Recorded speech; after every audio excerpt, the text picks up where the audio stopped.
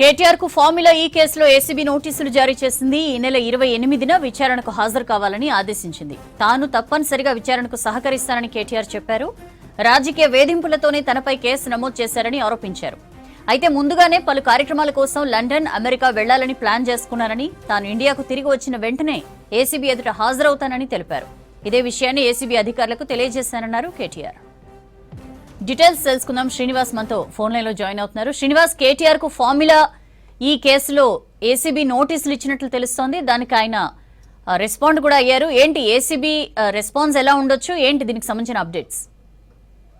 సౌజన్య, కొద్దిసేపటి క్రితము ఏసీబీ నోటీసులు జారీ చేసింది. కేటీఆర్ ని హాజరు కావాలని చెప్పింది. మనకు తెలిసినటువంటి విషయమే. పెద్ద ఇది సంచలన కేసుగా మనం చెప్పవచ్చు. జనవరిలో అప్పుడు కూడా ఏసీబీ నోటీసులు ఇచ్చింది. ఫస్ట్ టైం కేటీఆర్ హాజరు కాలేదు. ఆ తర్వాత జనవరి 9న హాజరయ్యారు, వివరణ ఇచ్చారు. అయితే మళ్ళీ ఇప్పుడు తిరిగి నోటీసులు ఇచ్చారు. అయితే 28వ తేదీన కేటీఆర్ అమెరికా వెళ్తున్నారు. అక్కడ బీఆర్ఎస్ రజతోత్సవ వేడుకలు ఉన్నాయి. అది ముందుగానే షెడ్యూల్ డిసైడ్ అయిందని చెప్పి ఆయన కొద్దిసేపటి క్రితం కూడా లిఖిత పూర్వకంగా ఏసీబీకి ఒక లేఖ రాశారు. సో కాబట్టి నేను 28వ తారీఖున హాజరు కాలేను, మరొక తేదీన హాజరవుతాను, ఎందుకంటే నా ప్రోగ్రామ్స్ ముందుగానే ఫిక్స్ అయి ఉన్నాయి కాబట్టి. సో దానికి సంబంధించి ఆ కార్యక్రమాలకు అటెండ్ అవుతాను. సో 28వ తారీఖున నేను అమెరికా వెళ్తున్నాను. జూన్ 1న రజతోత్సవ వేడుకలు డల్లాస్ లో ఉన్నాయి కాబట్టి ఆ కార్యక్రమానికి అటెండ్ కావాల్సిందని చెప్పారు. అట్లనే ఆ తర్వాత అక్కడ నుంచి లండన్ వెళ్లాల్సి ఉంది. సో లండన్ కూడా వెళ్తున్నాను కాబట్టి మరో తేదీన వస్తానని చెప్పడం జరిగింది. దీని మీద ఏసీబీ ఏమన్నది అనేది ఇంకా మనకైతే సమాచారం రాలేదు. ఇక మనకి ఈ కేసు విషయం మనకు తెలిసిందే. దాదాపుగా ఫార్ములా ఈ రేస్ కు సంబంధించి హైదరాబాద్ లో నిర్వహించారు. దీంట్లో కొంత నిధులు దారి మళ్ళాయన్నటువంటి ఆరోపణ. సో దీని మీద ఏసీబీ కేసు నమోదు చేసినటువంటి విషయం తెలిసిందే. ఆ తర్వాత జరిగిన పరిణామాలు, జనవరి 6వ తారీఖున నోటీస్ జారీ చేస్తే ఆ రోజు కేటీఆర్ అటెండ్ కాలేదు. తర్వాత 9వ తారీఖున నోటీస్ ఇస్తే ఆ తర్వాత హాజరయ్యారు. ఆయనకు సంబంధించి ఒక అడ్వకేట్ తోటి హాజరయ్యారు. తర్వాత వివరణ ఇచ్చారు. తర్వాత ఈడీ కూడా నోటీస్ ఇచ్చింది, దానికి కూడా ఆయన రిప్లై ఇచ్చారు.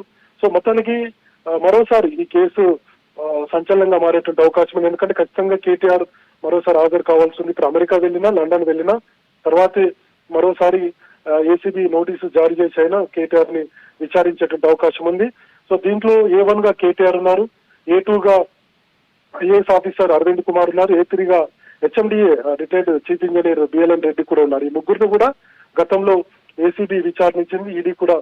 ఈడీ దగ్గర కూడా వీళ్ళు హాజరయ్యారు. సో కేసు ఏంటనేది కొన్ని రోజుల నుంచి కూడా సైలెంట్ గా ఉన్నది.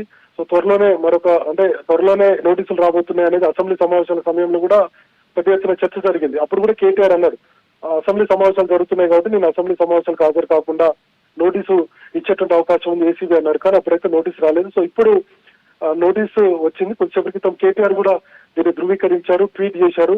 సో నాకు నోటీసులు వచ్చాయి, నేను హాజరు కాలేనని చెప్పి ఏసీబీకి చెప్పానని చెప్పారు. మరి ఏసీబీ ఎట్లా రియాక్ట్ అవుతుంది, ఎప్పుడు పిలవబోతుంది అనేది అయితే మనం చూడాల్సినటువంటి అవసరం అయితే ఉంది. సో మొత్తానికి మరోసారి కేసు తెర మీదకి రావడం, ఖచ్చితంగా కేటీఆర్ మీద చర్యలు ఉంటాయా ఏంటనేది చూడాలి. ఒకవైపు పార్టీలో అంతర్గత పరిస్థితులు బీఆర్ఎస్ కు, మరోవైపు కేటీఆర్ కి సమయంలో నోటీసులు రావడం పట్ల బీఆర్ఎస్ క్యాడర్ లో దీని మీద చర్చ జరుగుతుంది.